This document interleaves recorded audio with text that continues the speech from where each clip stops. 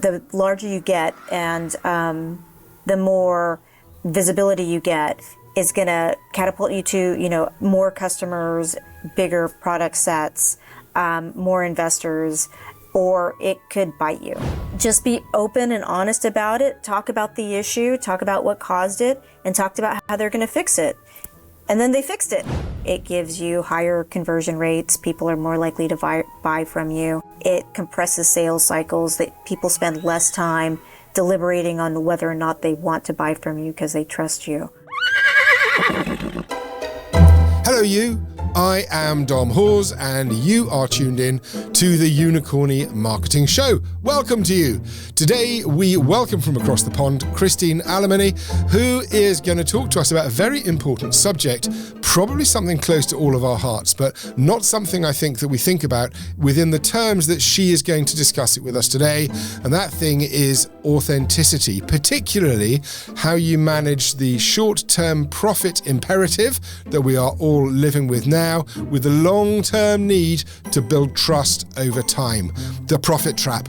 What's it all about? Let's go find out with Christine Alemany in the studio right now. Hi, how are you? I'm really well, thank you very much. I'm delighted to be talking to you because I've had a dreadful day, but I have a feeling it's going to look up. Hopefully. Why don't you start off today by introducing yourself and your work to our audience? Well, I like to say that I am an engineer by training and a revenue generator at heart. My career has been broad. I started off as a coder during the startup boom and quickly moved into product and marketing and sales roles for across Fortune 500 and startups alike. And you have a PhD? No.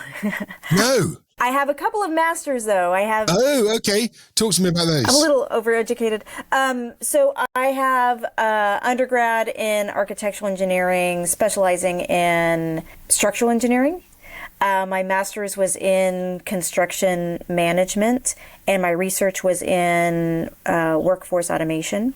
Wow. I eventually got an MBA from Columbia Business School, so I'm all over the place. You have everything. I have a lot of interests. Well, I often think actually that sort of background in engineering is really useful for marketers or those that create value. Yeah. Because I think that questioning an interrogative mind really helps if you're the person that is responsible for delivering sustainable growth or value, which of course is what we're going to talk about today.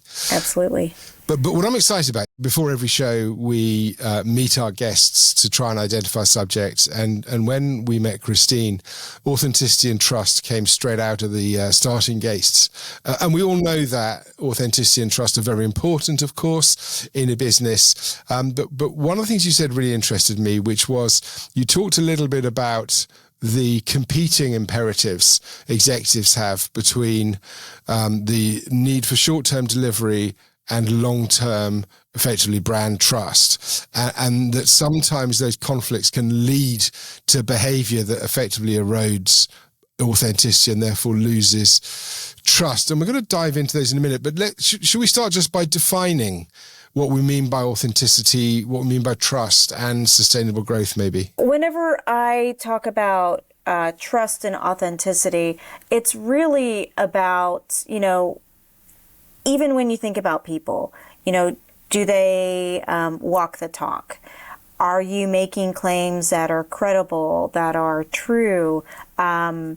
And are you following through on those claims? Can you deliver on those claims? And so that's what authenticity is. That's what builds trust, whether you're a human being or a business. And whenever I talk about sustainable growth, a lot of startups or emerging growth companies, they're having to strike a balance between growth or user acquisition and long-term sustainability or profitability, and making sure that the company can make it for the next 15, 20, 30 years. Often in startup and scale up as well, the truth often trails slightly behind the communication to the market, and it has to be that way. Do you think that's a risk to authenticity, or do you think people accept that sometimes the truth is overhyped a bit? As long as you frame it correctly, whenever you think about what my goals are, what we're going to be, what we're building, as long as you're framing it that way, rather than saying this exists, this works perfectly, Yeah. right? Yeah. So, it's striking that balance. And usually, especially if you're early on in your journey, your first few customers want you to succeed. So the more honest you are and open about where you are, especially in your roadmap, the more that they're going to want to help you. They're going to give you feedback and help you navigate, because where you want to be and what you envision when you first create your company is not where you're going to end up. Yeah, that's true. And so you have to be open, and if you're open with your customers, they'll help you succeed much faster than you could on your own. I think early stage customers often, they'll buy into a vision. They'll buy from a vision, actually, because, they are by nature probably more innovative and entrepreneurial. That's why they're shopping at the early stage. But, as soon as you then start getting to more towards majority markets, I think the number one most important thing often is momentum, because, people like to buy from companies other people are buying from, and success breeds success. Yeah.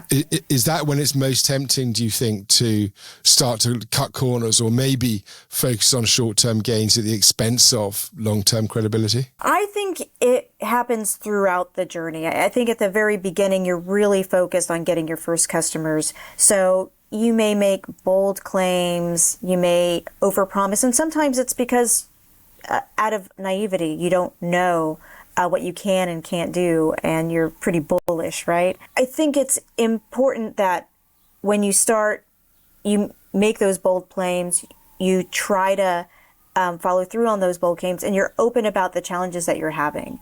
I think once you're in the market, any inconsistency that you have can be found, right? We all have Google, whatever your search engine of choices, and you can figure out, what are they saying? What are they doing? You can talk to other customers. You can complain about services, and that inconsistency, the larger you get and the more visibility you get, is going to come back to you. And either it'll help you catapult you to, higher or more customers, bigger product sets, more investors, or it could bite you. So you have to be very, very careful. We've talked about making claims, businesses that are making claims that they can do things, maybe that they can't. But what other ways are there you've seen businesses who are eager to get that momentum, to get that acceleration?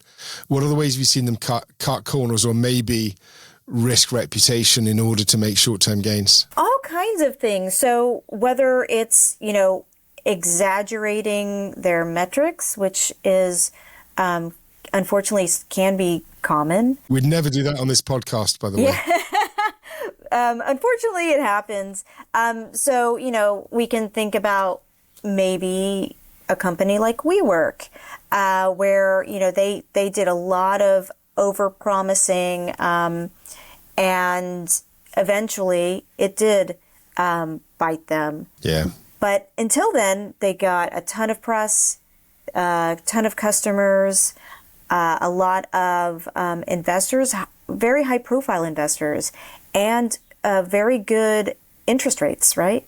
So it allowed them to, maybe inflate your growth, inflate your profitability, creates a picture of rapid expansion, strong financial performance, which attracts everybody. And unfortunately, it came to life, and now they're struggling. When the market's on the up, right? When the tide is rising, it's a lot easier to make those sorts of bold claims, and the market can quite often give you the momentum you need and help validate them. But I think in the case of WeWork, and I can think of a couple of other big ones. We're going to talk specifically about some case studies a little bit later, Sure. But in the case of WeWork, they were promising a lifestyle, not a serviced office. And I think their claim was so lofty, their vision was so big, unless you were drinking the Kool-Aid and totally getting carried away with the market, it was quite hard to see how that was ever going to be delivered. It's so interesting, the quality of investors they had, right? Amazing, isn't it? I know. It's a power of a good story. And investors, VCs, they love good stories because when they're investing in the person and the founder. And, being very charismatic, being a good salesperson is important to building a solid business. So they love good stories. They love even more good metrics, good financial performance. That's what made them so successful. I think, that lifestyle didn't translate into, maybe some of the ancillary services that they offered. And they went well beyond their initial mandate in terms of product. And I think they just went outside of their knowledge and capabilities. We may come back to capability or an understanding of one's capabilities later. We might do. I want to talk very, very specifically because this isn't just an entrepreneur story. This is like if you're in a department or you are in a medium-sized business, the concept of having a runway, I think that's one of the catalysts. Yeah. And certainly in the startup environment, when you raise, because the process by which companies like WeWork, the hyperscalers, fund themselves almost encourages them to overhype the short-term claims because they're always trying to look for the next raise. Yeah. And they have to tell a big story, right? But it's the same in any department. If you're running a campaign, particularly at the beginning of it, and you've got a runway, you're almost incentivized to be over-optimistic about the results. Whenever you're trying to get budgets to do all of the things that you want to do, right? I think that's a double-edged sword. You could go of the under-promise, over-deliver, or over-promise, under-deliver. I think it depends on whether, again, you're looking long-term or short-term. Short-term, if you want to over-promise, under-deliver, that'll work a couple of times because, of course, testing things, there's going to be failures. But if you are consistently doing the same thing, that tactic won't work anymore. Yeah. So, it's the same whether you're in market or internal to your company. You have to think of both the brand of your company, but your own personal brand about what you can deliver, whether you're trustworthy, whether your claims are trustworthy as well. Yeah, especially pertinent, I think, for an individual, because once your reputation gets burned in a company, that's it, you're done. Pretty much. It would be years of rebuilding, just with the brand, just like with the brand. No one's got years these days. You just quit and move on. It's not the same as it used to be. When we met for our chat before the call, you mentioned Coinbase to me, and it's not a business that I knew a huge amount about. But you referred to them as a business maybe that had done things in the right way. Can you just tell me a little bit about Coinbase? They're a fintech company in the crypto world. I like to think of them as a company that has done it well. The balance between rapid growth and long-term sustainability. In the beginning, they focused on expanding their user base. They focused on expanding their product sets. And they use some aggressive marketing tactics to do so. Everything from, maybe questionable influencer partnerships, limited time offers that use scarcity tactics, and overly promotional educational content, especially, to a new monetary instrument like crypto. As they started getting bigger, they started getting more scrutiny, not only from educators, but the media, to regulators. They really had to think about what they needed to do. And so they shifted from growth to advocacy and started advocating for clear, consistent regulation, started emphasizing transparency with their customers and investors and regulators about how they safeguarded assets, which, in financial services, that's base, right? So I think that they did that really well, and they're still around. They've weathered the storm, and they're growing. There's kind of a forgiveness among startups because I think everybody knows that it's vision-led. Yeah. There's a point in the evolution of a business probably where you need to start becoming a little bit more aware of risk and reputation? Do you think there's a lot of forgiveness early on, isn't there? There is a lot of forgiveness. I think the one thing that you can't leave out of the equation is the competition, right? There will be no forgiveness with your competition, and they will use everything that they can to attract customers away from you or keep customers away from you, right? Yeah.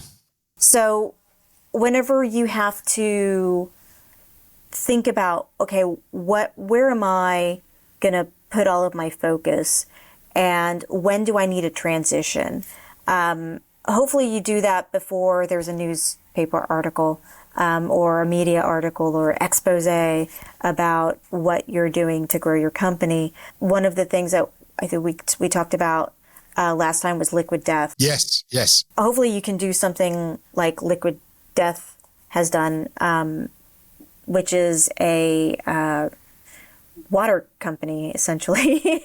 Yeah, tinned water. Yeah, they're water. And so, what they did was really thought about, why is the health industry, filled with exaggerated claims and fads?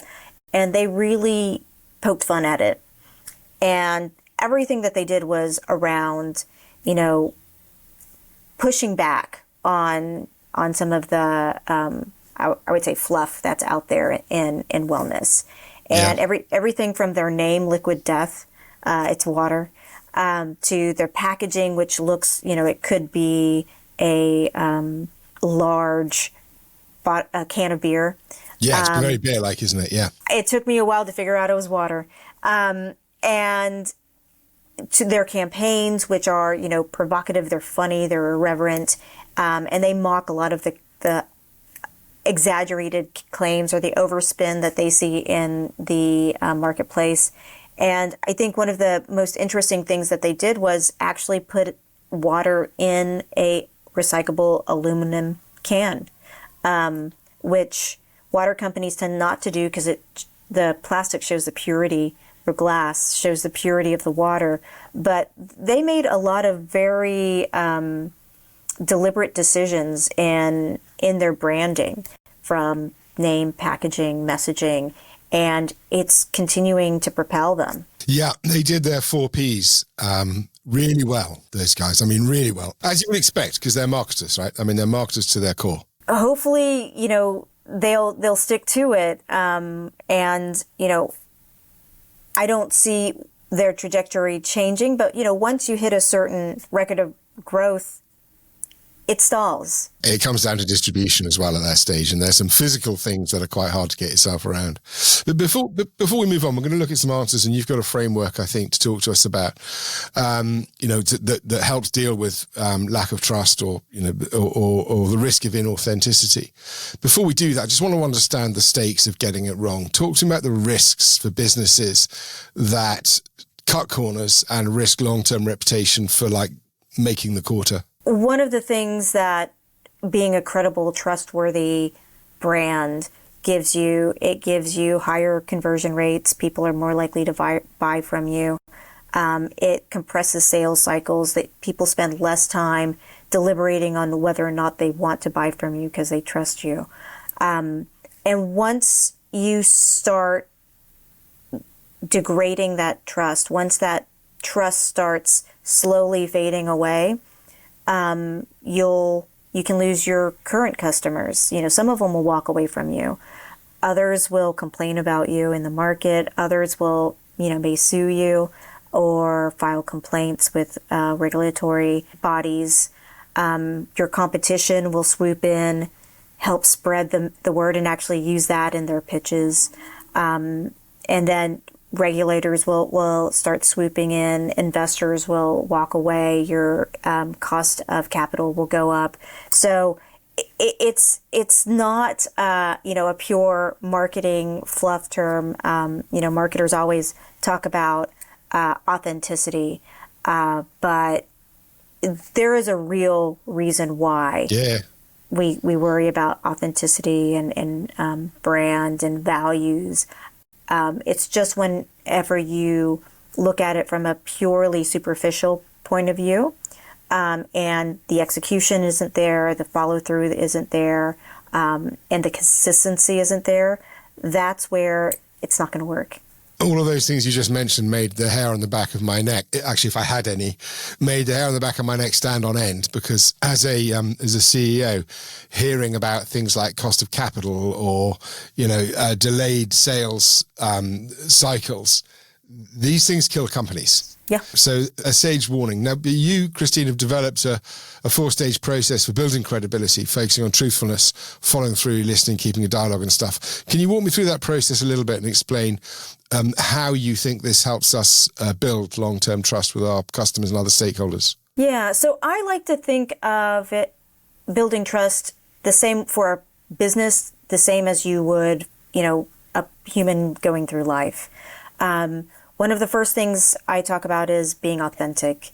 That's being true to your brand, your values, your purpose, aligning incentives to make sure that you're following through and you can make decisions to stay true to that brand, and set boundaries around what your capabilities are and what you can actually push and stick to them. For example, if you are a clothing brand, you may put value on sustainability. Well, you may focus on the materials that you use in your clothing. You may not be able to solve world hunger. So those are the kinds of things that you can think about it when you build boundaries around your brand. The next step is building credibility. And that goes around when we were talking about, what are the bold claims? Try not to overspin. Don't tell half-truths as much as you can. And when you do slip up, you accept responsibility. It's very important to put yourself out there in an authentic and truthful way. Next step is making sure that you act accordingly. So, you're going to say everything that you have to say. You want to say it loud. You want it to go out and have as much reach as possible. But you also have to plan for action. You have to make sure that you're following through on your claims, that you can deliver on your promises. And once you follow through, remember to continue to follow through, continue doing what you say you're going to do. It's important to listen and adjust. Not only are you going to look at the metrics that your key KPIs that you need to hit, but you're also engaging with your customers, understanding, how they're reacting, how sentiment is trending, and how are we actually following through on our promises from our customers' perspective. Okay, that's pretty comprehensive. I think it also fits in vogue with kind of some of the latest thinking coming out of Roger Martin, who's my all-time strategy guru, who's moved away from that kind of playing to win framework, not completely moved away from it, but promise to the customer has been his big thing for the last 12 to 18 months. And it strikes me that your framework really supports that in terms of being authentic, following through, but also listening and ensuring that you are following through on your promise. It seems to me, though, that being authentic and being truthful and listening to your customers, these are very obvious things. Why do you think so many people get it wrong? I think it's hard. Whether you are an emerging startup or you are a public company, short-term results are non-negotiables. Okay. Both of them will affect your cost of capital, right? So if you're a public company and you miss your projections, that's your stock prices will drop and your cost of capital will rise. If you're a startup and you don't hit your targets, you may not get that next raise. You're going to have a lot of scrutiny from your investors, and you might get replaced. So building authenticity is a long-term endeavor. It's not easy, and it does require sometimes short-term sacrifice to hit those longer-term results, right? A good example would be Microsoft. They recently did a rebrand where they really went back to their key focus, which was openness, transparency, and a customer centric view. And their new CEO did a number of things. One of the first things that he did was started engaging directly with customers, with regulators, with the public on issues like privacy, security, sustainability. Having a dialogue back and forth was important, and it also helped create a foster of accountability. Not only did he admit mistakes, but his team internally, it's okay to admit mistakes and think about how you're going to learn for them. And lastly, he did make some short-term sacrifices, which in the end he got, I would say, near-term, not long-term benefits. He sacrificed licensing revenue on the short term, simplified pricing, simplified licensing options. He even created custom licensing agreements for larger companies, so they got exactly what they needed and didn't have to do a lot of the gymnastics to get what they needed.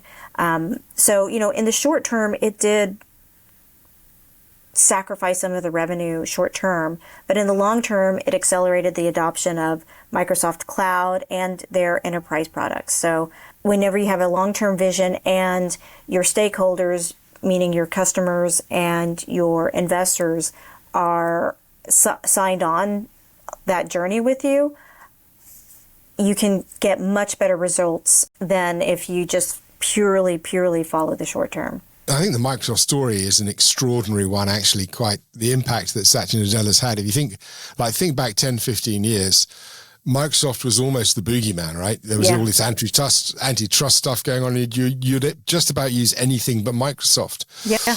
And then they came in and had this new approach and a new attitude. As you say, it's like suddenly they're a very, very, very trusted brand providing best-in-class product. Yep.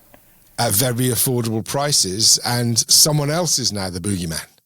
Yes. And Microsoft is suddenly okay, but Google isn't. And they're the ones that said do no evil. Yeah, well, no longer. I know. Weird. And so it's one of those things where I think Google is the antithesis of Microsoft today. They grew from an ethos of do no evil, and really had principles of openness. They were going to make the internet this open information database for everybody, and empowering users to make it easier to find the information that they wanted. They really prioritized growth, especially with their new leadership. They expanded rapidly into new verticals, new monetization models, and they weren't really transparent about the implications to users and the market at large. They didn't really address issues around data privacy, content moderator, and other impacts of the platform. There's a perceived arrogance or dismissiveness in how they respond to criticism rather than genuinely engaging and having that two-way discussion. I mean, the recent protests of Google employees is another manifestation of this disconnect. I mean, it's a shame because I'm old enough to remember when they first appeared and they were everyone's darling company. But but they've also made some really weird decisions with some of the guardrails they've put on, their AI and some of the coding they've put actually into the core search product that will prioritize search results for those sorts of organizations who they approve of. So it's almost like they're forcing their moral judgment of the world on us. And that's not the deal that people like me made effectively with Google. When we give our data away for free, we don't expect to be given a curated version of what they think is the world should be. Yeah. And I think that really speaks to trust to me. And so whenever you think about Google, Google's also YouTube, Google's also Gmail, Google's also search. I'm going to be interested and watching how quickly people migrate, if they do migrate to new platforms. You know, more and more people are migrating from YouTube into Rumble, Locals, on the video side. Now, Microsoft has lowered their pricing to compete with Google on, you know, the Gmail, calendars, their business suite. The pricing's really close. And, you know, I'm not entirely sure on the Docs cloud side where these two are gonna land. Yeah, I think there's kind of pricing parity there at the moment. I mean, one of the things about Google though is they do make really good product, like Chrome. I'm recording this right now on Chrome. Yeah. It's an amazingly stable, fast browser, and I have tried to replace it with other things, but I just keep coming back to Chrome because the engineering's really good. The priorities of trust for a customer base really varies by geography. So in the US, price and quality, that's like king. Where, you know, in Asia, it may be more reputation. In Europe, it is more reputation than price and quality. But it's going to be interesting to see how people start reacting and, you know, how much of a price their privacy is really worth to them, right? We all have an opinion in our mind because we all grew up with Google. We have an opinion and an image of what Google is and what it stands for. And I mean, I'm aware I'm enormously biased in this. And I literally just said, that's not the deal I made with Google. I give them my data and in return, I expect like unguardrailed things back. Right. But they're not the only ones. You know, the importance of brands staying in their perception guidelines.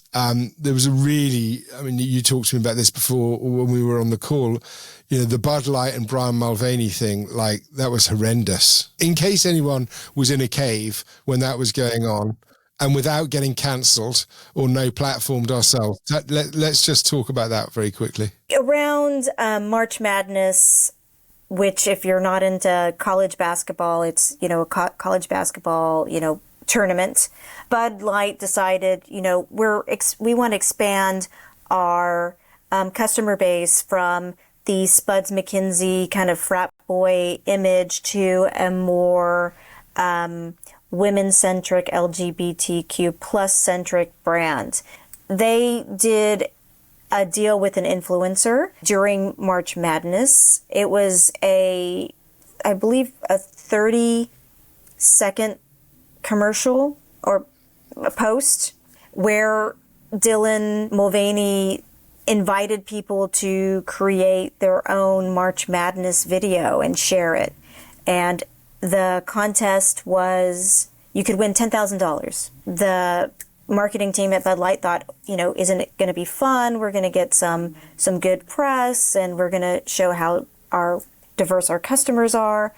And it completely backfired. It began with, I think it was maybe Kid Rock, it could be a musician, spoke up against it.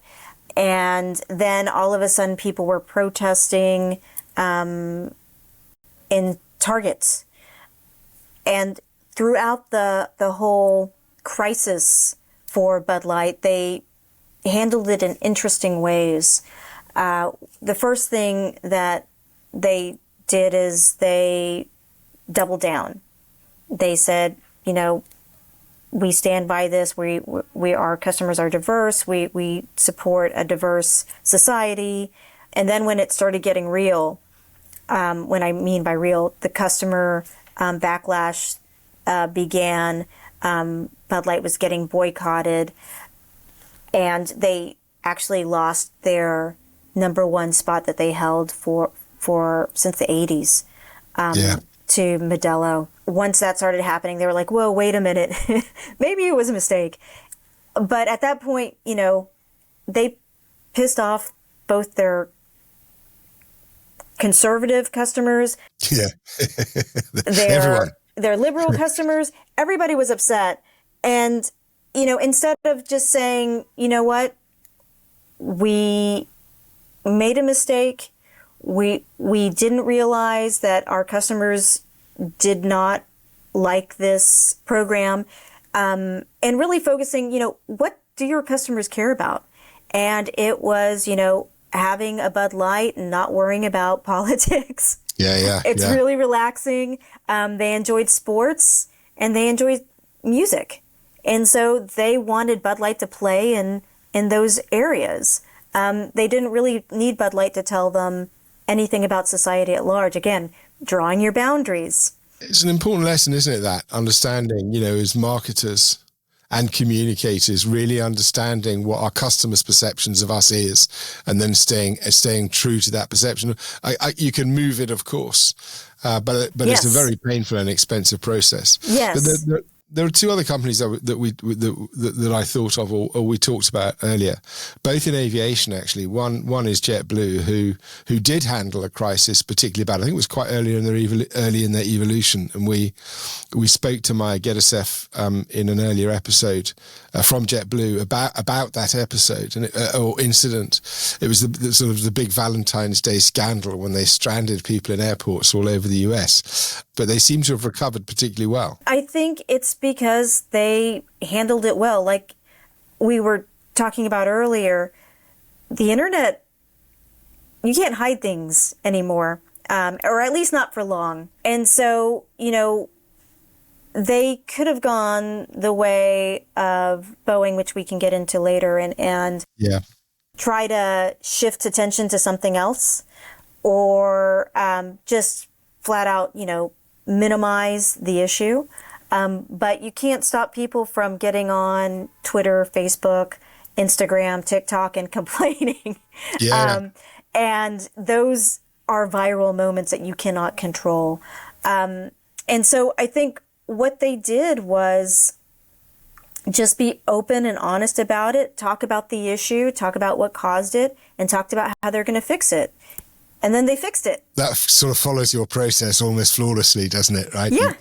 Say what you're going to do, be open and honest about it, do it, and then tell everyone you did it. And keep doing it, right? And so that's, when you do that, just like a human being, if you let a friend down, you admit it, you say what happened, and then you fix it, right? I've been in the service business for years and years and years, and the strongest relationships I've had with clients are not those where everything's gone well all the time. Yeah. The strongest relationships I have with clients are where something's gone very badly wrong, and we have put it right, and we've rebuilt trust, because once you've done something wrong and you've put it right, they have a much, much bigger reason to trust you than if you never did anything wrong. Yeah. JetBlue maybe experienced that. If anyone wants to listen to more detail, they can go back and have a look at the episode. I want to talk about Boeing very quickly, because they're in a world of pain at the moment, and there's not necessarily an end to it. Talk to me a little bit about their situation. Boeing is a cautionary tale of, prioritizing optics and short-term gain over substance and long-term sustainability. The company, during its merger, really started focusing on metrics like stock price, production targets, and cost cutting.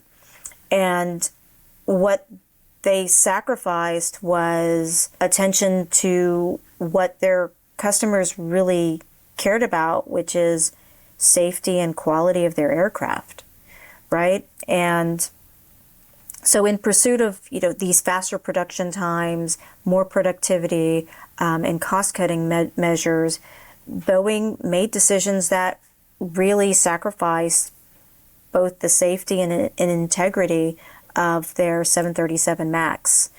And this included everything from skimping on pilot training, downplaying known software issues, to the machining of screws for windows in planes.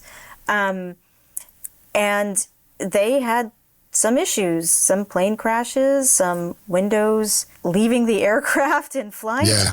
What they started to do is, rather than really sit down and fix those issues, they started doing PR campaigns, around, feel-good initiatives, purpose initiatives, diversity programs that were outside of their customers' core needs. And I would say their customers, like all the airlines, but their customers. Yeah.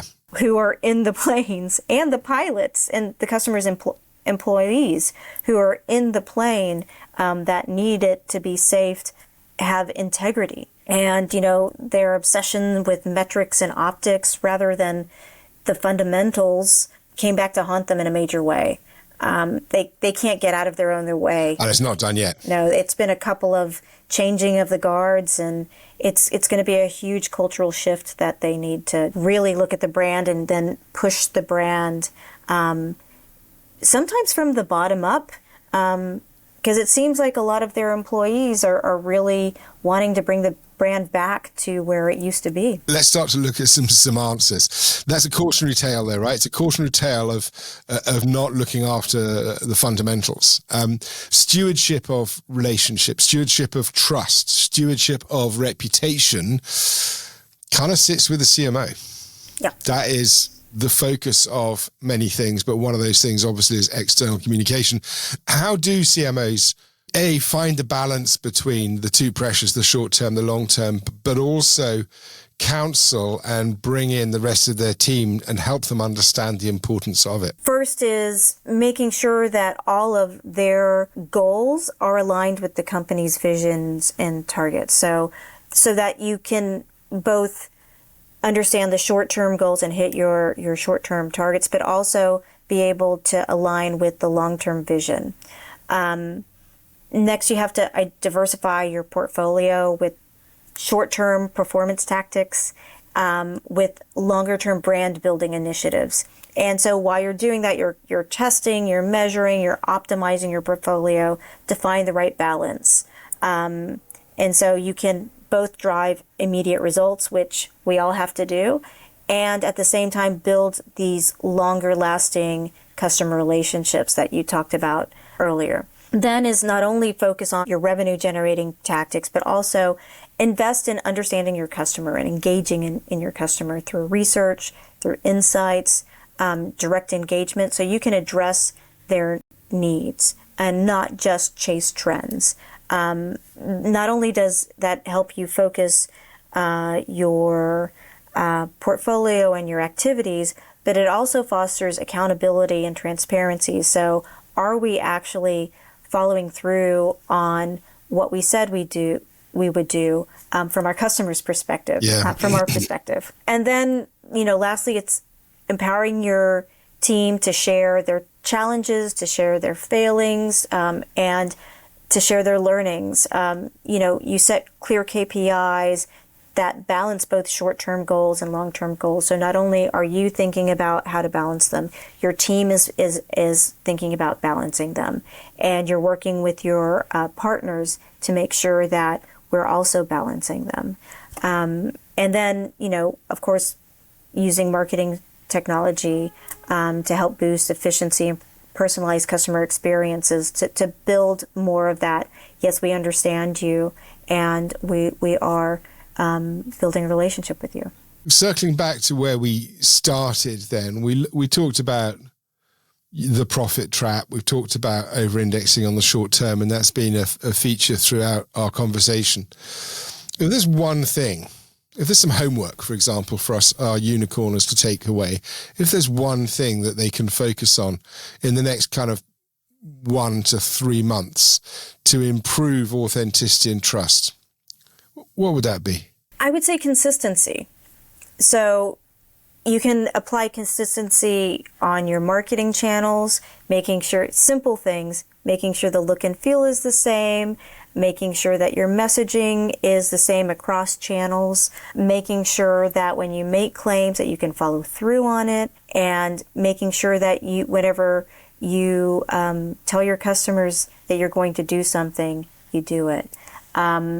Making it very easy for the customer and the marketing to understand what you do and how you do it is important. So focusing on consistency and making sure that you're doing these things every day, every hour, right? And that translates into months and years. And Christine, thank you very much indeed for your time. It's been really, really interesting and fun to talk to you.